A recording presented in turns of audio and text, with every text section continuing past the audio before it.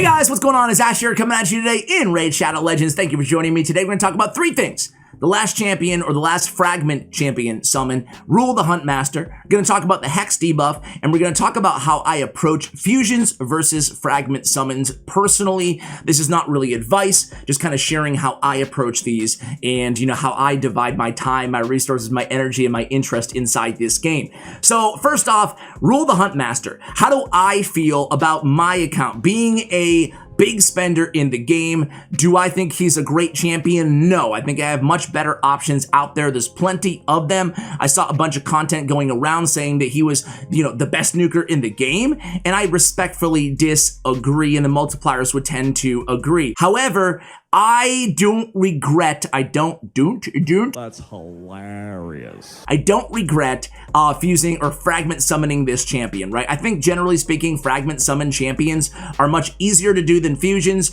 I always try for fragment summon champions, especially because of the HEX debuff that we're going to talk about a little bit later in this video.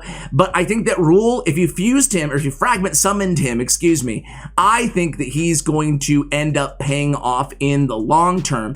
If you're in the mid game, kind of working on progression inside raid, and you fragment summoned him, well, it's likely that you might even be using him as a nuker, even if you don't have Thea the Tomb Angel. Believe it or not, guys, I think that Thea the Tomb Angel still sucks even with Ruel the Huntmaster, because I don't like allocating 2 champion spots in my lineup just for nukers who aren't bringing anything else to the table. They're not bringing a ton to the table other than being very decent nukers. Well, maybe one of them is a decent nuker in Ruel. Thea, I still don't think she has it, man. Her multipliers on Hex Reaper, her A2, providing there's a bunch of hexes on the enemy team, are good. But let me put it this way. Anybody who has Thea the Tomb Angel is end game at the time of this recording. And you have way better options out there because you have to farm Doom Tower secret rooms on hard to even get her. And anybody, again, at the time of this recording, after only a few months of Doom Tower being live in the game, you have better options. I'm going to leave it at that. I could sit here for a half an hour and talk about Thea the Tomb Angel and how underwhelmed I am with her. And by the way, I hate to say it, but I'm a little bit underwhelmed with Uros the Soul Cage as well, who's a second secret room Doom Tower hard champion that you get. Anyway, these are different topics for another video. However, with that said, in both of them, I mean, Uros the Soul Cage especially, not a trash champion, just given how difficult he is to get, was hoping for a lot better.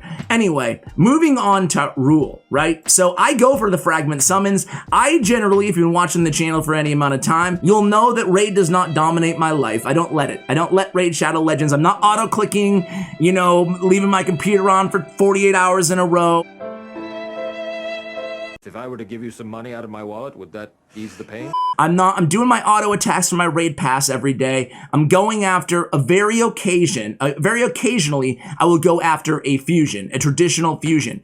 But man, that's a lot of time, it's a lot of energy, it's a lot of resources. It has to be a very, very, very good fusion for me to go after it. Because the truth of the matter is, guys, what a lot of people won't tell you out there is that probably not worth your time. You're probably working so hard to get a fusion champion in this game just to spend more money or use more resources that you could have allocated in somewhere else. And even if that champion is 5 or 10% better than the nuker or whoever that you already had, it's likely not to make a huge impact on your account overall, right? You're just kidding yourselves. So focus on champions that you have. You get a ton of good champions just from daily login rewards. Grush the Mangler, Dark Elhain, Solo the Drakes, Vizix the Unbowed. Those champions are all incredibly account-changing champions that can really help you guys out. I did a video on the epics yesterday, as a matter of fact. So back to Ruel. So what I do is fragment summons, I always go after them. They tend to be, for me, they're a lot easier. You know, I just kind of keep an eye on the events and stuff. But for fusions, I pass most of the time, you know? If there's a real game changer, I'll let you guys know when I do feel like there's a real game changer, I'll go for it. So it's not a rule, just some guidance for me. That's what I do. You guys do what you do you, right? So, Ruel the Huntmaster. I find him a little bit, it requires too much of a setup for me to justify using him in the end game. I recognize that 99% of you guys are probably more towards the progression. I know that most of you watching, based on my community tab poll, have not cleared all of the dungeons level 20, let alone level 25, or you're like right there, cleared most of the dungeons, but not all of them. So for the majority of you guys, if you're in the mid game, is Ruel the Huntmaster. I'm going to give you the end of the video right now in the beginning, right? Was he worth it? Is he good? Should you be using him? Are you using him? Well, that's a question for you guys. Are you using him? Should you be is another question. Right now, I would still err on the side of saying I'd rather have somebody who's doing a little bit more, right? A decreased defense champion who also is kind of on a nuke build, because just getting a little bit of extra damage to me doesn't necessarily justify using this many legendary books. He's not super resource intensive, but 6 levels here, 5 levels here, and I believe 2 levels on his A3. That's a lot you're putting into this dude. And again, I mean, it's not like he's a void affinity that you can run him anywhere. It has to be an appropriate affinity matchup. I'm just not as bullish on this guy as a lot of other content creators are out there. And that's with all due respect here. You know, like ultimately, I'm just trying to share my own opinion on these guys, these champions. But if you built him and you fragment summoned him, the good news is I think it's going to pay off for you guys in the long run. And that's when we'll talk about Hex. But first, let's talk about his abilities in his kit really quickly. On his A1, decreased defense for 2 turns. That's at a 65% chance of landing, not bad. And then transfers a random debuff from this champion to the target if they're under a Hex.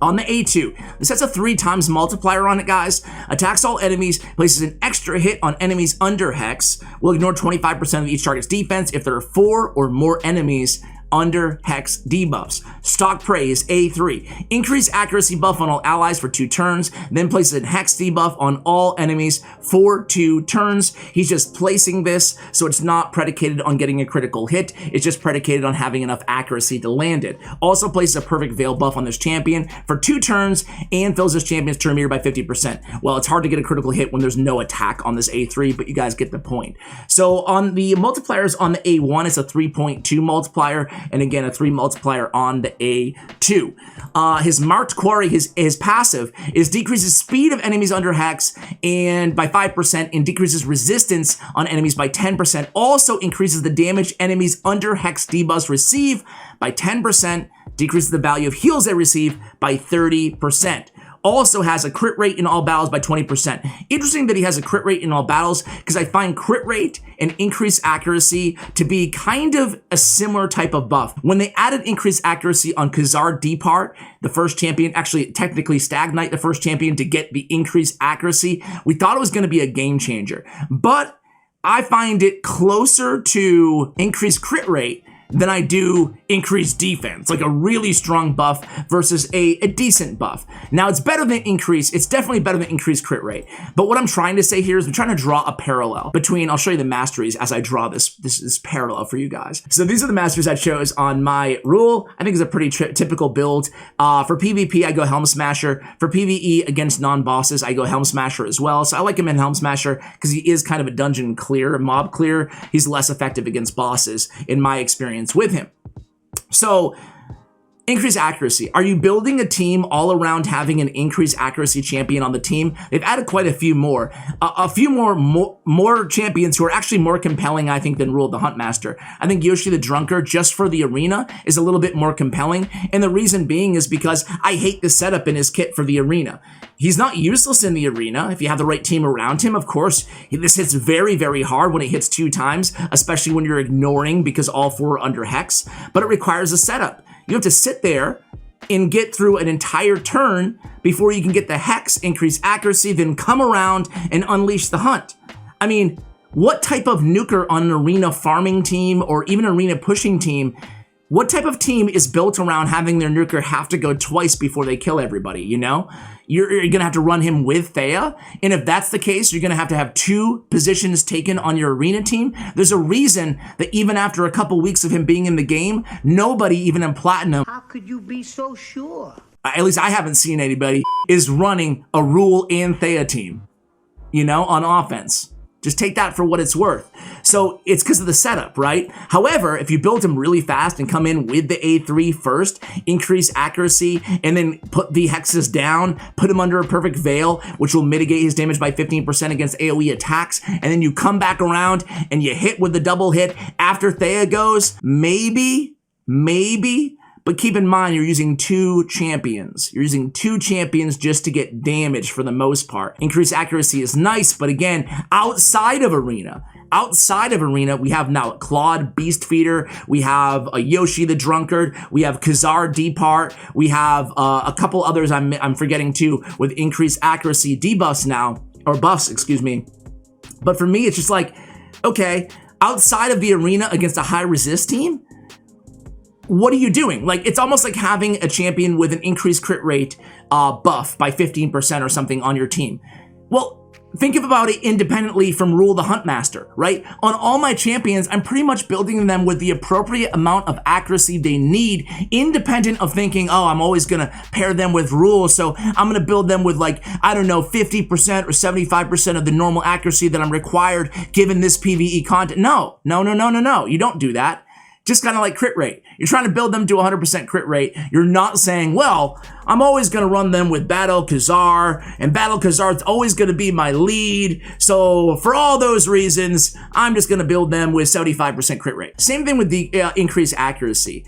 It's a great buff. It does have utility. I'm not trying to say it's trash, because if you're borderline accuracy, it's going to help to have more, right? Even in PvE content. So it's not trash. It's a good buff, but is it S tier? Can you plan ahead for it? Not necessarily, okay? So it's nice to have, but it's not like a game changer in the way that initially we're like, wait a second here, this is huge. Can help people, especially in the mid game, like, or if you're in the early game. If I did a fragment summon on Ruel when I was in the early game, right?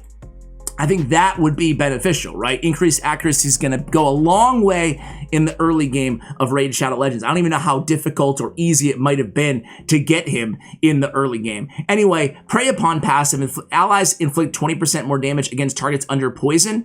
He kind of has, Ruel kind of has the mini version of this, synergizing with HEX. So as we show him in battle right now, guys, what do you guys think of these deals, by the way? What do you think of these deals? People are kind of mad about these multi-battle attempts. I don't know, man, like, you guys are gonna absolutely hate me after this video, but I don't mind the multi-battle attempts being for sale. I'm not buying it, but it doesn't like trigger me. Maybe I'm missing something there that people got like really frustrated. I will say, don't get these faction accessories, guys. This one is a big trap to me, and they give you the half off like it's a huge deal. 100% extra. Well, let's be nice. Yeah. Let's be nice. We don't have to go there. I mean, you're not wrong, but you didn't have to say it. I mean, good Lord. I never, ever buy faction accessories. I always go to say fashion accessories. Faction. I don't buy them. I would advise you guys stay away as well. You can just farm that stuff, man. It takes a little bit of time, and they're new. It's a new faction, so it takes a little bit of time, but you can just get that stuff from Spider. There's no guarantee they're going to be good stats. No guarantee, you know? Could be buying absolute trash. I never buy artifacts. I never buy speed sets. I never buy cruel sets, savage sets. I just farm them, you know? You're just wasting your money, in my opinion. I mean, to each his own. It's your money. Do what you want with it, but to me, it's a waste. Anyway, let me show you this. Let me show you this dude. First of all, the first question that comes to my mind, and I'm sure many of you guys too, about Ruel, is, okay, is he better than Seer by himself? Let's forget Thea the Tomb Angel, because I'm assuming most of you don't have the Thea the Tomb Angel. I'll show you a run. I won't show you the entire thing, but I'll show you the damage they put out together, and it's not good. You know, it's not nearly as good as you'll get with other combinations. This is a super OP team or whatever, but like, again, we're just looking for the damage here. You'll see Hex is placed. He's gonna do a lot of damage. Boom. So that was like around 150,000 total damage. I guess it ranged from like 140 to 200,000 damage in that range or so. So not too bad, right, from his AoE. And I think he'll probably be the damage dealer, the leading damage dealer on this team. At the end of the day, you could say, okay, Ash, so what's the problem, man? He seems like a great damage dealer, right? I guess the problem is that, sure, if you just need a nuker and you want to go ahead and throw, you know, 12 or whatever legendary books into him and use all your chickens. You know, spend a lot of time farming him up just to get a nuker that might be moderately better than the nuker that you're currently running, who's Spirit Affinity, then sure, I think that it's not a bad choice. I'm not trying to sit here. The intention of this video isn't trying to sit here and say that he's a trash champion. He deals some good damage, but he's one of the best nukers in the entire game. No, like, I can run 6 different champions in the same team in the same place as this champion. I'll do a couple for you guys, and get more damage in worse gear, you know? Abyss being one of them. I'll show you about Seer, and we're gonna see Seer in a second. So at the end of the day, Sissia Flame Tongue as well. So at the end of the day, you have to ask yourself, at least the question I asked myself is, as an endgame player, do I need him? No, he's useless to me right now. As a mid-game player, who is your nuker right now? And how big of an upgrade is he? Is he worth all those resources for a 5 or a 10% upgrade on your nuker? And that's a question that you guys have to answer yourselves. Maybe the answer is yes. And if that's the case, then invest and be happy about it. If it's not the case, then not all is lost. That's the good news. And what do I mean by that? It takes me to the HEX part of this conversation. So I have a very, very sneaking suspicion that I'm definitely willing to place some bets on. I think that they're going to make more HEX champions. A lot more HEX champions, right? To get more utility out of this ability. Now, HEX debuff by itself is kind of weird. It doesn't do anything. Some people don't even realize that. It doesn't do anything. It's not like weaken. Enemies under that debuff don't take extra damage. Nothing happens to them. I worked very hard. I did earn it. It just synergizes with the skills of Ruel and Thea. That's all it does. It helps them get, more out of their kits, which is actually a lot more, to be fair. But I think they're going to add a bunch of extra HEX champions to this game slowly over the rest of the year and into 2022, to the fact that I think this is like, kind of like they did with bomb teams, but hopefully it's going to be better, right? Like add a bunch of special synergies where a bunch of champions do extra things depending on their how many hexes are on the enemy team. So 1.5 million damage. He's not doing much else other than sheer damage. Of course, that 10% extra damage, like I said with Bad L's passive, it does synergize with the rest of the team, so take that into consideration. Also a bit of decreased speed off of that passive as well. So now let's put in just Seer, same team. I don't have many buffs on this team. A couple from Mashald, a couple from Bad L, but we're gonna compare, right? Now, granted, Seer's an incredible champion, but still, like, that's the first place that my mind goes to. I don't know what percentage of you guys have. That was 780,000 damage, just in case you're wondering. I don't know how many of you guys or gals have Seer, but against bosses and against waves, I think Seer gets a bad rap against bosses, right? This is level 25 dragon, by the way. So a ton of HP on these mobs, but even against the dragon herself, Seer does a lot of damage, man. Even though it's capped at 10% of the total HP, they have a ton of HP. It's still doing hundreds of thousands of damage, Seer's really, really, really incredible. And already you're seeing, yeah, Seer's much better in terms of just a straight up PvE nuker. So if you have Seer, I'm not investing right now in the short term too much in Ruel. And here's the thing, right? You can make a case that you want to build both of these champions, but we only have so much savage gear. We only have so much good nuker gear. So it's tough when you start spreading too thin. That's why, again, advocating you guys try to focus on a few champions that you're going to use really often, okay? So Seer, I think, is better, right? In the arena, we'll show the arena after one more battle after this, because I do want to show Thea on the same team, and we could compare. I tried it with Tomb Lord. Granted, that's a lot of poisons in his kit as well. I tried it with Richtof the Bold. I tried this run with, oh gosh, I tried like Abyss, as I mentioned. I tried with Cupidus. Ruel did outdamage Cupidus, and keep in mind, this is a positive affinity matchup for Ruel as well. So it's Spirit against Force, so we already have the inherent advantage against other champions who are Force or Void affinity on this particular scenario.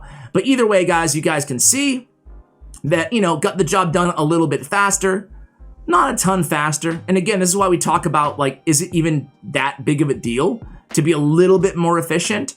The same case can be made both ways, but I guess, Seer puts out more damage, it's a faster run. Let's see, destroy with some accuracy? Nah. All right, so let's try one more run, and let's take out the Deke. The deception, the betrayal, man, you deceived me. Because we already have a decreased defense and weaken on the team. We'll take out the Deke, and because I still want to have the 20% extra damage from the Bad L passive, and we'll add in Thea and Ruel. See how they do together, right? So It's important if you are going to run these two champions together that you make Ruel go first, right? Because we want him to be applying the Hex before Thea goes in with her A2. And okay, here she goes. Boom. So that was 300,000 damage. I tried to take it a little bit slower. I was a little bit late there. But she did around 300,000 damage on the AoE. Not bad, but now look at this team. Now I'm clogging up 2 positions. I lost all of the Deke's abilities, right? His turn meter, all increase and decrease, everything that he's doing in his kit, right? And then I replaced it with another damage dealer. And we're gonna see, is the run faster or is the run slower, right? So far, we're keeping pace all right. But look at this team. We might even die, and we do die. Well, that sucked.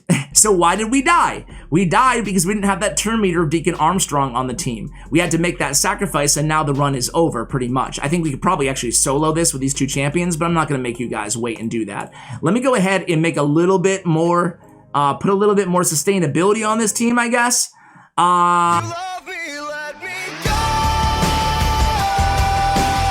And this is the problem. Like, I'm glad this happened, because when you go too nuke heavy, it's, you know, it's going to cause you not to have 100% success rate or win rate on some of these battles. So again, I'm going to put in, let's see, who can I, trying to think, I guess I'll have to take out Bad L at this point. See, now I have to make all these kind of crappy decisions.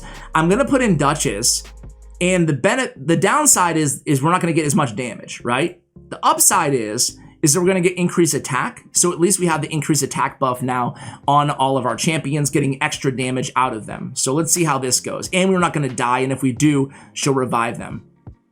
So as I said, just to kind of put an end cap on the conversation about Hex, I do think that in the long run, I think that Ruel could be a very pivotal champion in this game. Because if they do add, if my hunch is correct, and they do add a bunch more Hex champions over the coming months and year, I do think that you guys are going to walk away feeling really happy that you did summon him out of this Fragment summon. Again, Fragment summons I go for, fusions I generally pass, you know? Like, am I going to use that much of my time? I don't know. I want to hear from you guys. You know, we're going to still show you the arena. It's not the end of the video. But I really want to hear from you guys how you approach fusions and Fragment summons, you know? I just never want to be someone to, and I'm sorry if I'm like extra down on this champion. It's not that he's a trash champion. I just think that maybe slightly overrated by some of the way that I heard some people talking about him. But again, it really depends on who you are, what champions you have, what teams you have, and where you are in the game. If you give somebody who's just starting the game Ruel the Huntmaster, singular, not plural, Ash, I think they're going to use him. But think about it, like, even if I put him on my free-to-play account, I don't think he's a game changer, you know? That's just my opinion. Increased accuracy is nice to have, don't get me wrong, but again, like I mentioned, I'm gonna need to have accuracy on those champions anyway, because I'm not gonna use Ruel everywhere, you know? I mean, I'm gonna need accuracy for Clan Boss. I just can't just take accuracy off Kale and be like, I got Ruel now, it's good. Everybody, they want to be like me.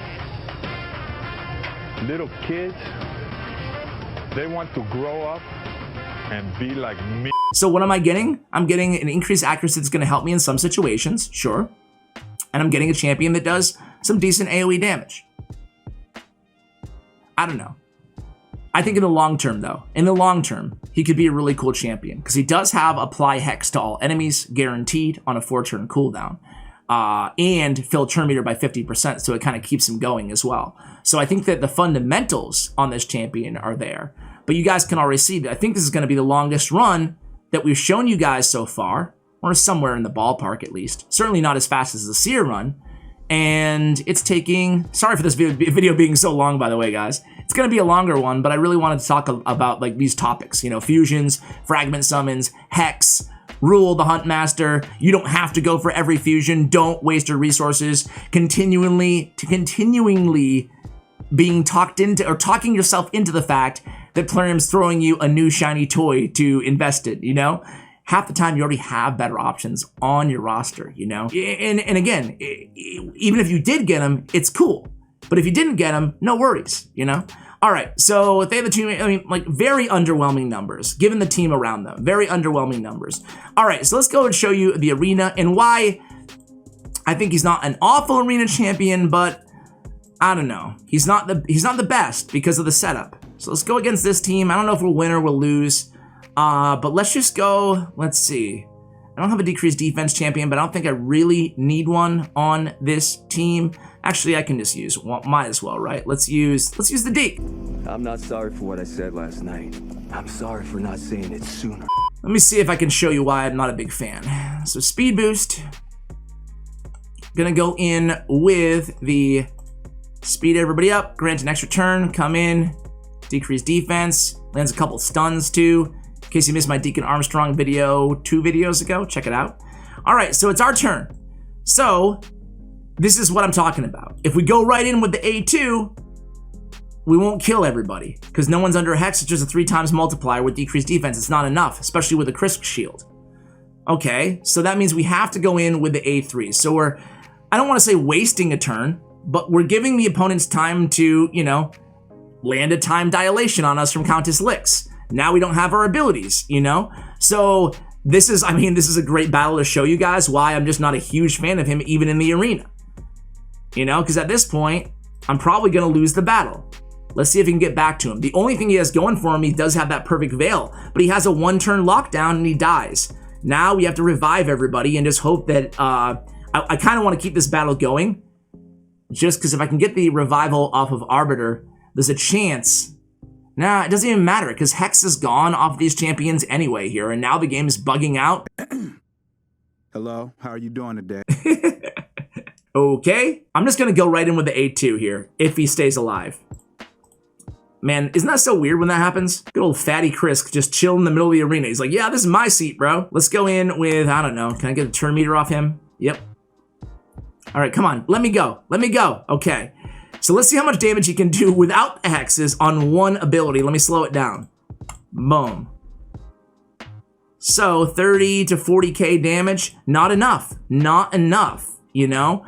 So again here, guys, I'm going to end it there. I'm not going to show you a ton of arena battles because I just wanted to kind of demonstrate why I feel like even in the arena, he's flawed. He's not ideal. He's not ideal because on a nuking team, what are you trying to do here? Actually, I lied. I'll show you one more too. I want to see if I can win this battle now. I'll show you him with Thea as well. I'll sub in Thea for Deke. So we run actually for Torment. So we can still have a defense down champion. It looks like I'm going to win this one. Granted, I probably had way better gear than this dude. I landed a lot of freezes as well from Torment. So we get the job done, but if you want to wait 2.5 minutes per arena battle, sure, go with Ruel. All right, let me show you one more squad here. This team looks good. All right, so let's take Torment out, put Thea in. I don't know who's going to win the speed battle here, but let's just see what happens. All right, so we go speed. They cut me. Yeah, it's over. It's over. Maybe. I just want a chance to kind of cut in line. Okay. I want a chance to cut in line here. This isn't going to land. It's not even going to land, so I might as well just go with the A1 anyway. Let's try to strip off a buff or 2. All right, so they have block debuffs up, so it doesn't even, you know, I'm not even going to be able to place a Hex. It's not like Hex will land no matter what anyway. So I guess I shouldn't attack Duchess teams, huh? I want to go in with a Veil, grant an extra turn, and again, nobody's under Hex here, so I can deal a mediocre amount of damage to an Arbiter. And you guys are seeing, like, you know, not the most perfect battles to demonstrate what I'm trying to get across, but I think that you guys hopefully get the point here, right? It's very situational. I don't like arena nukers who require a setup. Using him in other areas outside the arena, sure, you've got a decent PvE nuker. I think that's kind of where I'll wrap things here. So I hope you liked this video. We covered quite a few topics: fusions, fragment summons, hexes, Ruel the Huntmaster, Thea the Tomb Angel, kind of where and when you should invest in things in the game. I just wanted to kind of give you my opinion on all this stuff. Hope you guys enjoyed it. Check out Ruel the Huntmaster text guide, thanks to Yumi Love, in the show notes below. Try to include those on all the champions I do here. Appreciate you guys watching all the way till the end. As I probably lose this battle, I think it's safe to say. There goes Arbiter, and there goes Deke. All right, guys, as always, I really appreciate you guys watching until the end, and as always, take care, guys.